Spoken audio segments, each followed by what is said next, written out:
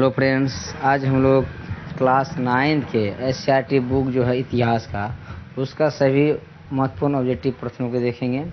ये video Bihar police तैयारी करने वाले साथियों के लिए जो है काफ़ी रामबाण साबित होने वाला है। ये जितने भी यानी चैप्टर वाइज ऑब्जेक्टिव दिए गए हैं एससीईआरटी बुक में, उन सारे ऑब्जेक्टिव को जो है आज हम लोग पूरे कवर करेंगे। तो प्लीज़ वीडियो को लास्ट तक ज़रूर देखिएगा। यदि सेशन अच्छा लगे तो कृपया एक लाइक जरूर कीजिए, और यदि चैनल पर नए हैं तो कृपया चैनल को सब्सक्राइब कर लीजिए, ताकि आने वाला हर वीडियो का अपडेट आप तक जो है पहले पहुंचे। तो चलिए शुरू करते हैं आज का ये वीडियो। पहला सवाल कहता है, 15वीं और 16वीं शताब्दियों में नए देशों और व्यापारिक मार्गों की खोज की होड़ किस महादेश में हुई थी? तो इसका सही जवाब हो जाएगा ऑप्शन नंबर घ, यानी यूरोप महादेश में। यानी नए देशों और व्यापारिक मार्गों की खोज की होड़ जो है यूरोपीय महादेश में जो है लगा हुआ था। अगला सवाल है, नई दुनिया का पता कैसे चला? तो नई दुनिया, जिसको हम लोग क्या बोलते हैं, अमेरिका बोलते हैं, तो उसका पता कैसे चला? तो उसका पता चला नाविक अभियानों द्वारा। ऑप्शन नंबर क इसका सही जवाब हो जाएगा। अगला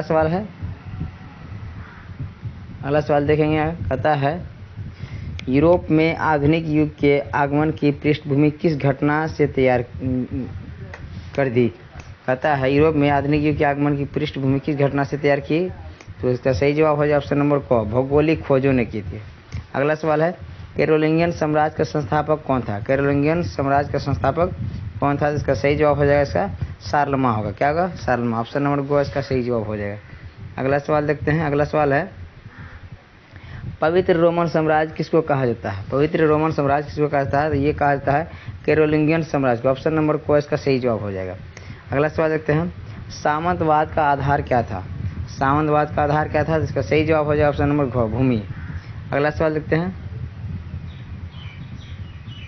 अगला सवाल है, सामंती व्यवस्था में भूमि का वास्तविक मालिक कौन होता था? कहता है, सामंती व्यवस्था में जो है भूमि का वास्तविक मालिक कौन होता था? वो होता था राजा। ऑप्शन नंबर क इसका सही जवाब हो जाएगा। अगला सवाल है, रोमन कैथोलिक चर्च का केंद्र कहाँ पर था? रोमन कैथोलिक चर्च का केंद्र जो है ये रोम में था। ऑप्शन नंबर घ इसका सही जवाब हो जाएगा। अगला सवाल देखते हैं। अगला सवाल है, अंध महासागर किसे कहा जाता है? अंध महासागर किसे कहा जाता है? इसका सही जवाब हो जाएगा ऑप्शन नंबर को, अटलांटिक महासागर को जो है अंध महासागर के नाम से जाना जाता है। अगला सवाल देखते हैं, आधुनिक युग को लाने में किस घटना का योगदान रहा था? आधुनिक युग को लाने में जो है किस घटना का योगदान है? ये होगा ऑप्शन नंबर घ, यानी पुनर्जागरण का मेन योगदान है। ऑप्शन नंबर घ इसका सही जवाब हो जाएगा। अगला सवाल है, कस्तुनतुनिया किस साम्राज्य की राजधानी थी? कस्तुनतुनिया ये है बिजेंटाइन साम्राज्य की राजधानी थी। कौन था? बिजेंटाइन साम्राज्य की राजधानी कौन? कस्तुनतुनिया। अगला सवाल है, पुनर्जागरण का केंद्र कहाँ था? पुनर्जागरण का केंद्र कहाँ था? ये होगा ऑप्शन नंबर घ, इटली में था। ऑप्शन नंबर घ इसका सही जवाब हो जाएगा। अगला सवाल देखते हैं। अगला सवाल है, धर्म युद्ध का मुख्य कारण क्या था? तो धर्म युद्ध का मुख्य कारण क्या था? तो इसका सही जवाब हो जाएगा ऑप्शन नंबर घ, यानी तुर्कों से जेरूसलम को मुक्त कराना। ऑप्शन नंबर घ इसका सही जवाब हो जाएगा। अगला सवाल है, यूरोप में तर्कवाद का विकास किस घटना का परिणाम था? कहता है, यूरोप में तर्कवाद का विकास जो किस घटना का परिणाम था? ये था पुनर्जागरण का प्रसार। ऑप्शन नंबर घ इसका सही जवाब हो जाएगा। अगला सवाल है, निम्नलिखित में से किस कारण ने भौगोलिक खोजों को प्रश्रय नहीं दिया? तो इसका सही जवाब हो जाएगा ऑप्शन नंबर घ, ये है राज शक्ति की दुर्बलता ने जो है भौगोलिक खोजों को प्रश्रय नहीं दिया था। ऑप्शन नंबर घ इसका सही जवाब हो जाएगा। अगला सवाल देखते हैं। अगला सवाल है, दूरबीन का आविष्कारक कौन था? यानी दूरबीन का आविष्कार जो कौन किया था? इसका सही जवाब हो जाएगा ऑप्शन नंबर घ, यानी गैलीलियो ने किया था। अगला सवाल है, एस्ट्रोलैब किस प्रकार का यंत्र था? एस्ट्रोलैब किस प्रकार का यंत्र था? इसका सही जवाब हो जाएगा ऑप्शन नंबर ग, अक्षांश बताने वाला यंत्र था। ऑप्शन नंबर ग इसका सही जवाब हो जाएगा। खांचा पद्धति के विशाल और मजबूत जहाज किस देश ने बनाए थे? खांचा पद्धति के विशाल और मजबूत जहाज जो है तो कौन सा देश बनाया था? इसका सही जवाब हो जाएगा ऑप्शन नंबर क, स्पेन देश ने बनाया था। ऑप्शन नंबर क इसका सही जवाब हो जाएगा।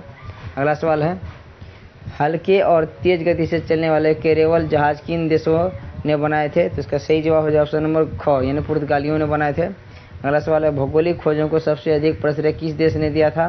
तो कहने मतलब भौगोलिक खोजों को सबसे अधिक जो बढ़ावा कौन देश ने दिया था? तो इसका सही जवाब हो जाएगा ऑप्शन नंबर ग, पुर्तगाल देश ने दिया था। अगला सवाल देखते हैं। अगला सवाल है, कोलंबस मूलतः किस देश का था? यानी कोलंबस जो है मूलतः किस देश का निवासी था? तो इसका सही जवाब हो जाएगा ऑप्शन नंबर क, इटली का निवासी था। अगला सवाल है, कोलंबस ने 1492 ईस्वी में किस स्थान की खोज किया था? तो इसका सही जवाब हो जाएगा ऑप्शन नंबर घ, वेस्ट इंडीज की खोज थी, सॉरी ये वेस्ट इंडीज नहीं होगा, ये अमेरिका का खोज हुआ। ऑप्शन नंबर ग इसका सही जवाब हो जाएगा। अगला है हेनरी द नेविगेटर किस देश का राजा था? हेनरी द नेविगेटर जो है किस देश का राजा था? तो इसका सही जवाब हो जाएगा ऑप्शन नंबर क, यानी पुर्तगाल का था। अगला सवाल देखते हैं। अगला सवाल है वास्को डी गामा किस वर्ष भारत पहुंचा था? तो वास्को डी गामा जो है भारत 1498 ईस्वी में पहुंचा था। 17 मई 1498 ईस्वी को जो है वास्को डी गामा भारत पहुंचा था। अगला सवाल है वास्को डी गामा भारत के किस बंदरगाह पर पहुंचा था? तो वास्को डी गामा जो है पहले भारत के कालीकट बंदरगाह पर पहुंचा था। ऑप्शन नंबर क इसका सही जवाब हो जाएगा। अगला सवाल है 26 नंबर सवाल है ब्राज़ील की खोज किसने की थी? तो ब्राज़ील की खोज जो है ये केपरल ने किया था। ऑप्शन नंबर घ इसका सही जवाब हो जाएगा। अगला सवाल है कैप्टन कुक ने किस स्थान की खोज की थी? कैप्टन कुक जो है किस स्थान का खोज किया था? इसका सही जवाब हो जाएगा ऑप्शन नंबर ग, ऑस्ट्रेलिया का। अगला सवाल है सर जॉन सेबास्टियन केवियोट ने किस स्थान का पता लगाया था? तो इसका सही जवाब हो जाएगा ऑप्शन नंबर घ, न्यू फाउंडलैंड द्वीप का पता लगाया था। ऑप्शन नंबर घ इसका सही जवाब हो जाएगा। अगला सवाल देखते हैं जमोरिन कहाँ का राजा था? तो जमोरिन जो है कालीकट का राजा था। ऑप्शन नंबर ग इसका सही जवाब हो जाएगा। इसी ने जो है जब ये क्या कहते हैं वास्को डी गामा का जो भव्य स्वागत किया था और उसको जो व्यापार करने के लिए अनुमति दिया था। अगला सवाल देखते हैं दास प्रथा का प्रमुख केंद्र कौन था? दास प्रथा का प्रमुख केंद्र कौन था? तो इसका सही जवाब हो जाए ऑप्शन नंबर को, लिस्बन था। अगला सवाल देखते हैं बैंकिंग घराना मेडिसिन कहाँ का था? कहता है बैंकिंग घराना मेडिसिन जो है कहाँ का था? तो इसका सही जवाब हो जाएगा ऑप्शन नंबर ग, फ्लोरेंस का था। अगला सवाल देखते हैं यूरोप में चांदी का आयात मुख्य रूप से कहाँ से होता था? कहता है यूरोप में चांदी का आयात मुख्य रूप से कहाँ से होता था? तो इसका सही जवाब हो जाएगा ऑप्शन नंबर ग, मैक्सिको से। ऑप्शन नंबर ग इसका सही जवाब हो जाएगा। अगला सवाल देखते हैं। अगला सवाल है भौगोलिक खोजों का तत्कालिक प्रभाव किस पर नहीं पड़ा? कहता है भौगोलिक खोजों का जो तत्कालिक प्रभाव किस पर नहीं पड़ा था? ये औद्योगिक क्रांति पर नहीं पड़ा था। ऑप्शन नंबर घ इसका सही जवाब हो जाएगा। अगला सवाल है भौगोलिक खोजों के परिणाम स्वरूप किस सामाजिक वर्ग का महत्व बढ़ गया था? तो इसका सही जवाब हो जाएगा ऑप्शन नंबर ग, यानी व्यापारी वर्ग का जो महत्व बढ़ गया था। आगे देखते हैं। हम लोग जो है पहला चैप्टर को पूरा कर लिए हैं, अब लोग जो है दूसरा चैप्टर को की ओर बढ़ेंगे। अगला सवाल कहता है दूसरा चैप्टर है अमेरिका स्वतंत्रता संग्राम जो 1775 से 1783 तक का कार्यकाल रहा है। ठीक है, कहता है अमेरिका की खोज किसने की थी? तो अमेरिका की खोज जो है कोलंबस ने किया था। ऑप्शन नंबर क इसका सही जवाब हो जाएगा। अगला सवाल है अमेरिका की खोज करने वाला नाविक किस मूल का था? कहता है अमेरिका की खोज करने वाला नाविक जो किस मूल का था? इसका सही जवाब हो जाएगा ऑप्शन नंबर क, इतालवी होगा। यहाँ पे गलत हो, इलातवी लिख दिया है, इतालवी होगा। सही का लॉ बदल गया, इतालवी था यानी इटली का था। अगला सवाल देखते हैं। अगला सवाल कहता है इंग्लैंड ने उत्तरी अमेरिका में कितने उपनिवेश स्थापित किए थे? तो इसका सही जवाब हो जाएगा ऑप्शन नंबर ख, यानी इंग्लैंड जो है अमेरिका में जो है 13 उपनिवेश स्थापित किए थे। अगला सवाल है अमेरिकी स्वतंत्रता संग्राम के समय इंग्लैंड का राजा कौन था? कहता है अमेरिकी स्वतंत्रता संग्राम के समय इंग्लैंड का राजा कौन था? ये था जॉर्ज तृतीय। ऑप्शन नंबर ग इसका सही जवाब हो जाएगा। आगे देखते हैं। अगला सवाल है अमेरिकी उपनिवेशों के प्रशासन का प्रधान कौन होता था? कहता है अमेरिकी उपनिवेशों के शासन का प्रधान कौन होता था? तो इसका सही जवाब हो जाएगा ऑप्शन नंबर क, गवर्नर होता था। अगला सवाल देखते हैं प्रशासनिक क्षेत्र में उपनिवेशवासियों की किस मांग ने संघर्ष को बढ़ावा दिया था? कहता है प्रशासनिक क्षेत्र में उपनिवेशवासियों की किस मांग ने संघर्ष को बढ़ावा दिया था? तो इसका सही जवाब हो जाएगा ऑप्शन नंबर ग, ये प्रशासनिक स्वायत्तता की मांग का। अगला आंसर इसका सही हो जाएगा ऑप्शन नंबर ग। अगला सवाल देखते हैं। अगला सवाल है जॉर्ज तृतीय की किस नीति ने उपनिवेशवासियों में आक्रोश बढ़ा दिया था? कहता है जो इंग्लैंड का राजा था, ठीक है, जॉर्ज तृतीय, उसका किस नीति जो है उपनिवेशवासियों में जो है आक्रोश यानी गुस्सा बढ़ा दिया था? तो इसका सही जवाब हो जाएगा ऑप्शन नंबर क, व्यक्तिगत शासन की नीति, यानी व्यक्तिगत शासन के कारण जो है उपनिवेशवासियों के जो मन में जो है जॉर्ज तृतीय के प्रति जो गुस्सा या निरोध था। अगला सवाल देखते हैं सप्तवर्षीय युद्ध में किसकी पराजय हुई थी? कहता है सप्तवर्षीय युद्ध में किसकी पराजय हुई थी? तो फ्रांस की। ऑप्शन नंबर ख इसका सही जवाब हो जाएगा। अगला सवाल देखते हैं। अगला सवाल कहता है अमेरिकी स्वतंत्रता संग्राम में किस वर्ग का प्रमुख भूमिका थी? कहता है अमेरिकी स्वतंत्रता संग्राम में किस वर्ग का प्रमुख भूमिका था? तो इसका सही जवाब हो जाएगा जेसुइट। क्या होगा? जेसुइट। ऑप्शन नंबर ग इसका सही जवाब हो जाएगा। अगला सवाल देखते हैं अमेरिकी उपनिवेशवासी ईसाई धर्म के किस संप्रदाय को मानने वाले थे? तो इसका सही जवाब हो जाएगा ऑप्शन नंबर ख, यहाँ प्यूरिटन। कौन सा होगा? प्यूरिटन धर्म को मानने वाले थे कौन? उपनिवेशवासी। अमेरिका का जो उपनिवेशवासी था वो ईसाई धर्म के प्यूरिटन संप्रदाय को मानने वाले थे। अगला सवाल देखते हैं अमेरिका किस महासागर के किनारे अवस्थित है? तो इसका सही जवाब हो जाएगा ऑप्शन नंबर ख, ये अटलांटिक महासागर के किनारे है। ऑप्शन नंबर ख इसका सही जवाब हो जाएगा। अगला सवाल देखते हैं। अगला सवाल है निम्नलिखित में से किस पर थॉमस पेन ने बल दिया था। कहता है निम्नलिखित में से किस पर जो है थॉमस पेन जो है बल दिया था, तो इसका सही जवाब हो जाएगा ऑप्शन नंबर क, स्वतंत्रता पर। अगला सवाल है प्रतिनिधित्व नहीं तो कर नहीं का नारा किसने दिया था, तो इसका सही जवाब हो जाएगा ऑप्शन नंबर क, ये सैमुअल एडम्स ने दिया था। प्रतिनिधित्व नहीं तो कर नहीं का नारा जो कौन दिया था, सैमुअल एडम्स ने दिया था। अगला सवाल है स्टाम्प एक्ट किसने लगाया था। स्टाम्प एक्ट किसने लगाया था, इसका सही जवाब हो जाएगा ऑप्शन नंबर क, ग्रेनविले ने लगाया था। अगला सवाल देखते हैं। अगला सवाल कहता है 4 असहनीय कानून किस वर्ष पारित किया गया था। कहता है 4 असहनीय कानून जो है किस वर्ष पारित किया गया था, तो इसका सही जवाब हो जाएगा ऑप्शन नंबर ग, यानी 1774 ईस्वी में लागू किया था। अगला सवाल है अमेरिका स्वतंत्रता संग्राम का तत्कालिक कारण क्या था। अमेरिकी स्वतंत्रता संग्राम का जो है तत्कालिक कारण क्या था, तो इसका सही जवाब हो जाएगा ऑप्शन नंबर घ, बोस्टन चाय पार्टी की घटना जो है अमेरिकी स्वतंत्रता संग्राम का तत्कालिक कारण था। अगला सवाल देखते हैं फिलाडेल्फिया का प्रथम सम्मेलन किस वर्ष हुआ था। फिलाडेल्फिया का प्रथम सम्मेलन जो है किस वर्ष हुआ था, तो इसका सही जवाब हो जाएगा ऑप्शन नंबर ग, 1774 ईस्वी में हुआ था। आगे सवाल देखते हैं। अगला सवाल है फिलाडेल्फिया का दूसरा सम्मेलन किस वर्ष हुआ था, तो इसका सही जवाब हो जाएगा ऑप्शन नंबर ग, 1776 ईस्वी में हुआ था। अगला सवाल है अमेरिकी स्वतंत्रता संग्राम का पहला युद्ध कहाँ पे हुआ था। कहता है अमेरिकी स्वतंत्रता संग्राम का जो है पहला युद्ध कहाँ पे हुआ था, इसका सही जवाब हो जाएगा ऑप्शन नंबर ग, लेक्सिंगटन में। कहाँ पे हुआ था, लेक्सिंगटन में। अगला सवाल है फिलाडेल्फिया सम्मेलन ने किस तिथि को स्वतंत्रता की घोषणा का प्रस्ताव पारित किया था। कहता है फिलाडेल्फिया का सम्मेलन जो था किस वर्ष जो है स्वतंत्रता की घोषणा का प्रस्ताव पारित किया था, तो इसका सही जवाब हो जाएगा ऑप्शन नंबर ग, 4 जुलाई को। अगला सवाल देखेंगे स्वतंत्रता की घोषणा को तैयार करने में मुख्य भूमिका किसने निभाई थी, तो इसका सही जवाब हो जाएगा ऑप्शन नंबर ख, यानी थॉमस जेफरसन की। किसकी भूमिका थी, थॉमस जेफरसन की। अगला सवाल है किस संधि के अनुसार अंग्रेजी सरकार ने अमेरिकी उपनिवेशवासियों की स्वतंत्रता को मान्यता प्रदान की थी, तो इसका सही जवाब हो जाएगा ऑप्शन नंबर ख, यानी पेरिस की संधि के द्वारा जो है अमेरिकी स्वतंत्रता संग्राम को जो है मान्यता प्राप्त हुआ था। अगला सवाल देखते हैं। अगला सवाल है अमेरिका के पहले राष्ट्रपति कौन बने, यानी अमेरिका का प्रथम राष्ट्रपति कौन बने थे, जॉर्ज वाशिंगटन। जॉर्ज वाशिंगटन जो है अमेरिका स्वतंत्रता संग्राम का क्या था, सेनापति था। क्या था, सेनापति था। तो यही जो है बाद में स्वतंत्रता के बाद जो है अमेरिका का प्रथम राष्ट्रपति बने थे। अगला सवाल है अमेरिकी स्वतंत्रता संग्राम में किस देश ने उपनिवेशों की सहायता की थी। अमेरिकी स्वतंत्रता संग्राम में जो है जो अमेरिका जो है इंग्लैंड का जो उपनिवेश बना हुआ था, तो अमेरिकी उपनिवेश जो है उसका जो है सहायता किस देश ने किया था, तो इसका सही जवाब हो जाएगा ऑप्शन नंबर क, ये फ्रांस ने किया था। ऑप्शन नंबर क इसका सही जवाब हो जाएगा। अगला सवाल देखेंगे। अगला सवाल कहता है अमेरिकी स्वतंत्रता संग्राम में इंग्लैंड की पराजय का मुख्य कारण क्या था। अमेरिकी स्वतंत्रता संग्राम का जो है अमेरिकी स्वतंत्रता संग्राम में जो है इंग्लैंड जो पराजित हो गया था, इसका मुख्य कारण क्या था, तो इसका सही जवाब होगा ऑप्शन नंबर घ, यानी इंग्लैंड का अकेले युद्ध में लड़ना। तो अमेरिकी स्वतंत्रता संग्राम में जो है अमेरिका का मदद कौन किया था, फ्रांस किया था, लेकिन इंग्लैंड जो है अकेला था, जिसकी वजह से जो है इंग्लैंड जो है हार गया था और अमेरिका जो है स्वतंत्र हो गया था। अमेरिका से जो है इंग्लैंड का सारे उपनिवेश समाप्त कर दिए गए थे। अगला सवाल देखते हैं अमेरिका का संविधान किस वर्ष लागू किया गया था। अमेरिका का संविधान जो 1789 ईस्वी में लागू किया गया था, यानी विश्व में सबसे पहले जो है अमेरिका में ही संविधान लागू किया गया था। ऑप्शन नंबर घ इसका सही जवाब हो जाएगा। अगला सवाल देखते हैं। अगला सवाल कहता है इंग्लैंड में कैबिनेट प्रणाली के विकास में किसका योगदान था। कहता है इंग्लैंड में कैबिनेट प्रणाली के विकास में किसका योगदान था, तो इसका सही जवाब हो जाएगा ऑप्शन नंबर ऑप्शन नंबर ग, यानी छोटा पीठ का। ऑप्शन नंबर ग इसका सही जवाब हो जाएगा, यानी इंग्लैंड में जो है कैबिनेट को जो तैयार करने का सबसे योगदान किसका था, छोटा पीठ का था। अगला सवाल देखते हैं अमेरिका की स्वतंत्रता संग्राम का फ्रांस पर क्या प्रभाव पड़ा था।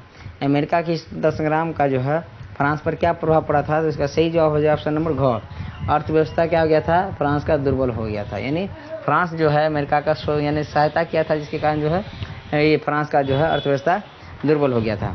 अगला सवाल देखते हैं। अगला सवाल है अमेरिकी स्वतंत्रता संग्राम का भारत पर क्या प्रभाव पड़ा था। अमेरिकी स्वतंत्रता संग्राम का जो भारत पर क्या प्रभाव पड़ा था, तो इसका सही जवाब हो जाएगा ऑप्शन नंबर घ, यानी आंग्ल फ्रांसीसी युद्ध संघर्ष क्या हो गया था, समाप्त हो गया था। कहने का मतलब फ्रांसीसी जो है भारत में जो है कमजोर हो गया था। भारत में उस समय जो है अंग्रेज़ों का जो शासन था, ठीक है। अंग्रेज़ों और फ्रांस के बीच में भारत में भी युद्ध हो रहा था, और साथ साथ जो है अमेरिका और इंग्लैंड के बीच में जो है कहाँ पे युद्ध हो रहा था, अमेरिका में हो रहा था, जिसमें जो फ्रांस जो है अमेरिका का मदद किया, जिसके कारण जो भारत में जो है फ्रांसीसी जो है संघर्ष आरंभ हो गया था। अगला सवाल, ये इसका सही जवाब हो जाएगा ऑप्शन नंबर घ, यानी आंग्ल फ्रांसीसी संघर्ष आरंभ हो गया था, ठीक है। अगला सवाल देखते हैं। अगला सवाल है,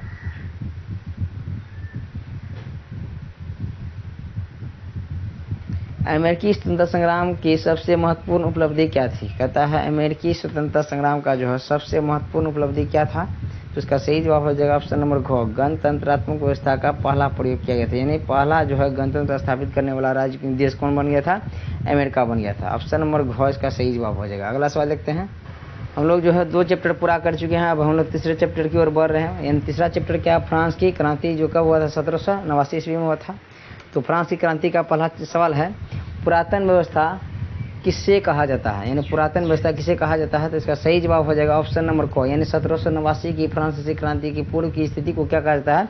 पुरातन व्यवस्था कहा जाता है। अगला सवाल है, फ्रांसीसी समाज कितने वर्गों में विभक्त था?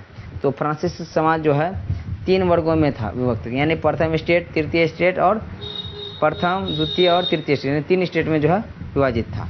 अगला सवाल देखते हैं।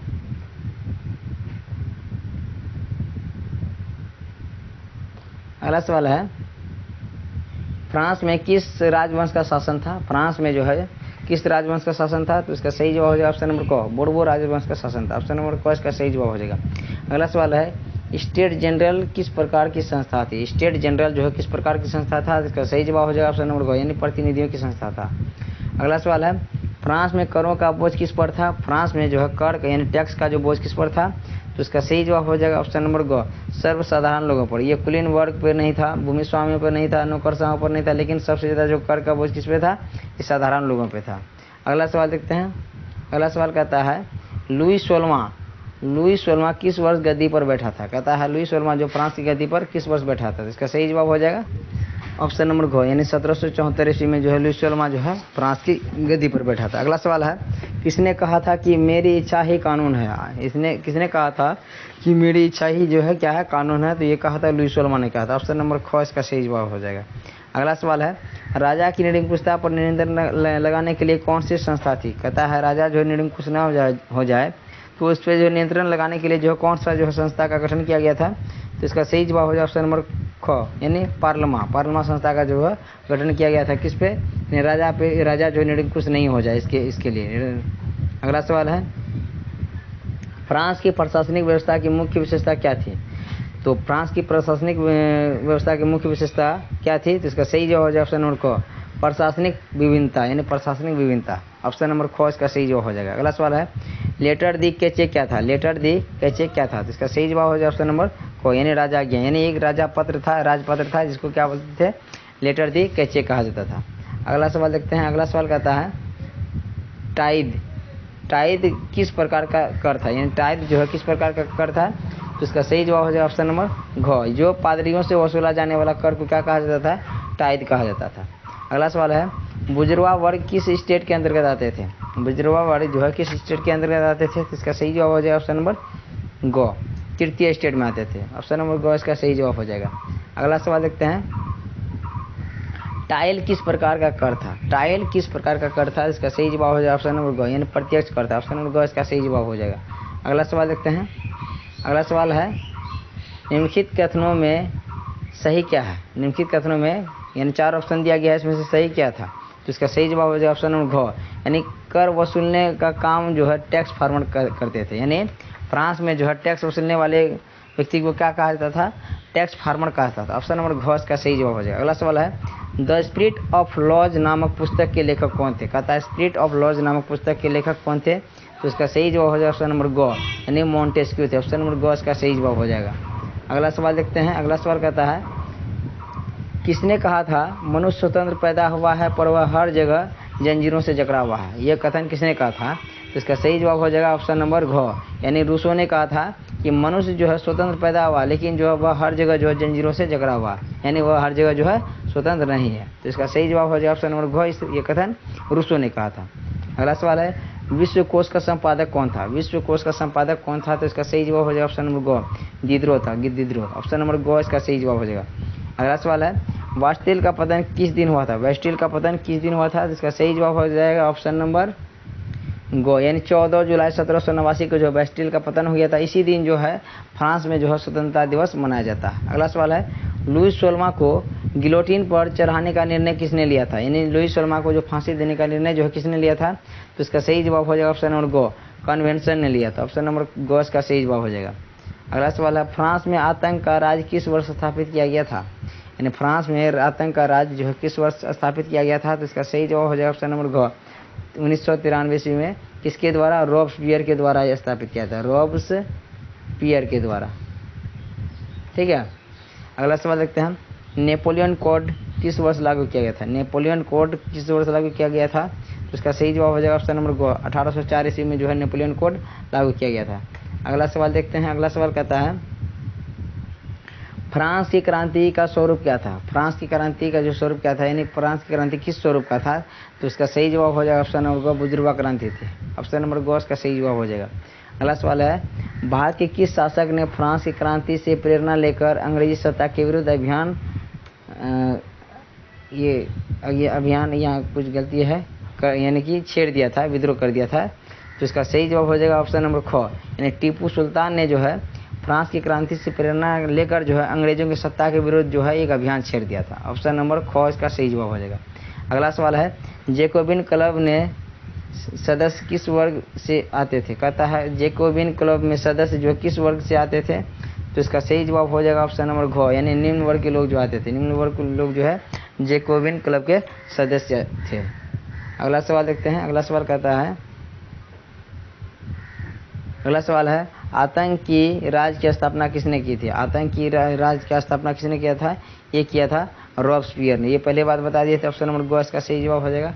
अगला देखते हैं आगे। हम लोग तीसरे चैप्टर तक जो है समाप्त कर दिए हैं। अब हम लोग जो है चौथे चैप्टर की ओर बढ़ रहे हैं। चौथा चैप्टर है प्रथम और द्वितीय विश्व युद्ध। कौन कौन है प्रथम और द्वितीय विश्व युद्ध? यानी प्रथम विश्व युद्ध जो है कब शुरू हुआ था? 1914 में शुरू हुआ था। और द्वितीय विश्व युद्ध जो है 1939 में शुरू हुआ था। प्रथम विश्व युद्ध जो है 1914 से लेकर 18 तक चला था और द्वितीय विश्व युद्ध जो है 1939 से लेकर 45 तक चला था। ठीक है। अब हम लोग द्वितीय विश्व युद्ध और प्रथम विश्व युद्ध के बीवीआई ऑब्जेक्टिव को देखेंगे। अगला पहला सवाल कहता है इसमें प्रथम विश्व युद्ध में चित्र नहीं होगा, यहाँ पे होगा मित्र। ठीक है। प्रथम विश्व युद्ध में मित्र राष्ट्रों में कौन सा राष्ट्र शामिल नहीं था? यानी प्रथम विश्व युद्ध में जो है विश्व दो गुटों में बढ़ गया था। एक था ध्रुवीय राष्ट्र, एक था मित्र राष्ट्र। तो मित्र राष्ट्र में जो है कौन सा देश शामिल नहीं था? तो इसका सही जवाब हो जाए ऑप्शन नंबर घ, यानी तुर्की शामिल नहीं था। फ्रांस, इंग्लैंड और रूस ये सभी जो है मित्र राष्ट्रों में शामिल था, लेकिन ध्रुवीय ये जो है तुर्की जो है मित्र राष्ट्रों में शामिल नहीं था। अगला सवाल है गुप्त संधियों की नीति किसने अपनाई थी? गुप्त संधियों की नीति किसने अपनाई थी? ये अपनाई थी बिस्मार्क ने। ऑप्शन नंबर ख इसका सही जवाब हो जाएगा। अगला सवाल है 1779 की वैध संधि यानी वैध संधि किस राष्ट्रों के मध्य हुई थी? यानी डबल संधि जिसको बोलते हैं, किस राष्ट्र के बीच हुआ था? तो इसका सही जवाब हो जाएगा ऑप्शन नंबर घ, ऑस्ट्रिया और जर्मनी के बीच हुआ था। अगला सवाल देखते हैं। अगला सवाल कहता है 1882 की त्रिकूट संधि जिसको बोलते हैं ट्रिपल अलायंस कहते हैं में कौन राष्ट्र शामिल नहीं था?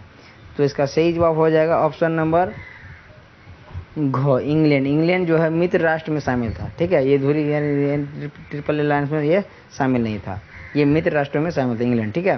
अगला सवाल है इंग्लैंड ने अलगाव की नीति किस वर्ष त्याग दी थी? कहता है इंग्लैंड ने अलगाव की नीति किस वर्ष त्याग दिया था? तो इसका सही जवाब हो जाएगा ऑप्शन नंबर गो, 1904 ईस्वी में। ऑप्शन नंबर गो इसका सही जवाब हो जाएगा। अगला सवाल है त्रिराष्ट्रीय समझौता जिसको बोलते हैं ट्रिपल इंटेंट में कौन देश शामिल नहीं था? तो इसका सही जवाब हो जाएगा ऑप्शन नंबर गो, ये जर्मनी शामिल नहीं था। जर्मनी जो है ध्रुवीय राष्ट्रों में शामिल था। अगला सवाल देखते हैं। अगला सवाल कहता है 1911 के अगादिर संकट का कारण किन देशों की प्रतिस्पर्धा थी? कहता है 1911 के अगादिर का जो संकट हुआ था इसका कारण जो है कौन सा देश जो प्रतिस्पर्धा थी? तो इसका सही जवाब हो जाएगा ऑप्शन नंबर ख, यानी फ्रांस ने।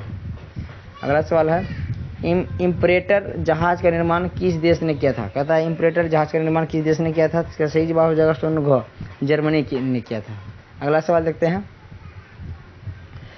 प्रथम विश्व युद्ध का तत्कालिक कारण क्या था? प्रथम विश्व युद्ध का जो है तत्कालिक कारण क्या था? इसका सही जवाब हो जाएगा ऑप्शन घ, ऑस्ट्रिया के युवराज का जो है सेराजेवो में हत्या करना। ठीक है, ऑस्ट्रिया के राजकुमार जो था क्या था? फर्डिनेंड की जो है हत्या जो है बोस्निया की राजधानी सेराजेवो में कर दिया गया था, जिसके कारण जो प्रथम विश्व युद्ध जो है शुरू हो गया था। अगला सवाल है, वेमर गणतंत्र की स्थापना किस देश ने की थी? कहता है वेमर गणतंत्र की स्थापना किस देश ने किया था? तो इसका सही जवाब हो जाएगा ऑप्शन ख, जर्मनी ने किया था। ऑप्शन नंबर ख इसका सही जवाब हो जाएगा। अगला सवाल देखते हैं। अगला सवाल कहता है प्रथम विश्व युद्ध में यू बोट पनडुब्बी का व्यवहार किस देश ने किया था? कहता है प्रथम विश्व युद्ध में जो है यू बोट पनडुब्बी का व्यवहार किस देश ने किया था? तो इसका सही जवाब हो जाएगा ऑप्शन नंबर ख, जर्मनी ने किया था। ऑप्शन नंबर ख इसका सही जवाब हो जाएगा। अगला सवाल है प्रथम विश्व युद्ध के बाद 14 सूत्रीय योजना किसने प्रस्तुत किया था? कहता है प्रथम विश्व युद्ध के बाद जो है 14 सूत्रीय योजना किसने प्रस्तुत किया था? तो इसका सही जवाब हो जाएगा ऑप्शन नंबर घ, वुडरो विल्सन ने किया था। ऑप्शन नंबर घ इसका सही जवाब हो जाएगा। अगला सवाल देखते हैं। अगला सवाल है पेरिस शांति सम्मेलन में सेवर्स की संधि किसके साथ की गई थी? तो ये किया गया था तुर्की के साथ। ऑप्शन नंबर घ इसका सही जवाब हो जाएगा। अगला सवाल है निम्नलिखित में से किस संधि को आरोपी संधि कहते हैं? तो इसका सही जवाब हो जाएगा ऑप्शन नंबर ग, यानी वर्षा की संधि को जो है आरोपी संधि कहा जाता है, क्योंकि जो है इसमें जो है पूरी तरह से जो है प्रथम विश्व युद्ध का जो है जिम्मेदार जो है जर्मनी को ठहरा दिया गया था और जर्मनी से जो है बहुत सारा जो है जुर्माना भी वसूला गया था। ठीक है, ऑप्शन नंबर ग इसका सही जवाब हो जाएगा। अगला सवाल देखते हैं। अगला सवाल कहता है द्वितीय विश्व युद्ध में धुरी राष्ट्रों में कौन सा राष्ट्र शामिल नहीं था? कहता है द्वितीय विश्व युद्ध में जो धुरी राष्ट्रों में कौन सा देश शामिल नहीं था? तो इसका सही जवाब हो जाएगा ऑप्शन नंबर घ, यानी सोवियत संघ। यानी सोवियत संघ जो है रूस जो है धुरी राष्ट्रों में शामिल नहीं था। ऑप्शन नंबर घ इसका सही जवाब हो जाएगा। अगला सवाल देखते हैं। अगला सवाल है सीज फ्रेट लाइन का निर्माण किसने किया था? सीज फ्रेट लाइन का निर्माण किसने किया था? तो इसका सही जवाब हो जाएगा ऑप्शन नंबर क, जर्मनी ने किया था। अगला सवाल है मैगिनो लाइन का निर्माण किस देश ने किया था? कहता है मैगिनो लाइन का निर्माण जो किसने किया था? इसका सही जवाब हो जाएगा ऑप्शन नंबर ग, फ्रांस ने किया था। ऑप्शन नंबर ग इसका सही जवाब हो जाएगा। अगला सवाल है म्यूनिक समझौता किस वर्ष हुआ था? कहता है म्यूनिक समझौता किस वर्ष हुआ था? तो इसका सही जवाब हो जाएगा ऑप्शन नंबर ग, 1938 में था। ऑप्शन नंबर ग इसका सही जवाब हो जाएगा। अगला सवाल देखते हैं। अगला सवाल है द्वितीय विश्व युद्ध का तत्कालिक कारण क्या था? द्वितीय विश्व युद्ध का जो है तत्कालिक कारण क्या था? तो जर्मनी द्वारा पोलैंड पर आक्रमण करने से जो है क्या हो गया था? द्वितीय विश्व युद्ध जो है आरंभ हो गया था। ऑप्शन नंबर घ इसका सही जवाब हो जाएगा। अगला सवाल देखते हैं। अगला सवाल कहता है अमेरिका ने जापान पर, यहाँ पे पर होगा पर परमाणु बम, यहाँ पे परमाणु बम होगा, परमाणु बम किस वर्ष गिराया था? अमेरिका ने जापान का जो है 2 शहर है, एक शहर है हिरोशिमा। क्या है? हिरोशिमा पे जो है हिरोशिमा पर जो है ये 6 अगस्त को गिराया था। 6 अगस्त 1945 को जो है जापान के शहर पे गिराया था। कौन? अमेरिका ने। फिर उससे जब नहीं बात माना तो फिर जो है 9 अगस्त को जो है अमेरिका ने अगला बम नागासाकी पे गिरा दिया। तो यहाँ पे सवाल कहता है अमेरिका ने जापान पर किस वर्ष जो है परमाणु बम गिरा था? तो इसका सही जवाब हो जाएगा ऑप्शन नंबर ग, 1945 में गिरा था। अगला सवाल कहता है द्वितीय विश्व युद्ध में जर्मनी को पराजित करने का श्रेय किस देश को दिया जाता है? तो इसका सही जवाब हो जाएगा ऑप्शन नंबर घ, सोवियत संघ रूस को। इसी ऑप्शन नंबर घ इसका सही जवाब हो जाए। दोस्तों अभी हम लोग 4 चैप्टर तक कंप्लीट कर लिए हैं, तो हम लोग यानी वीडियो लंबा हो जाएगा, इसलिए जो है हम लोग आगे जो है आज यानी 5वां चैप्टर से लेकर 8वां चैप्टर तक जो है अगले वीडियो में कवर करेंगे। तब तक के लिए धन्यवाद। जय हिंद, जय भारत।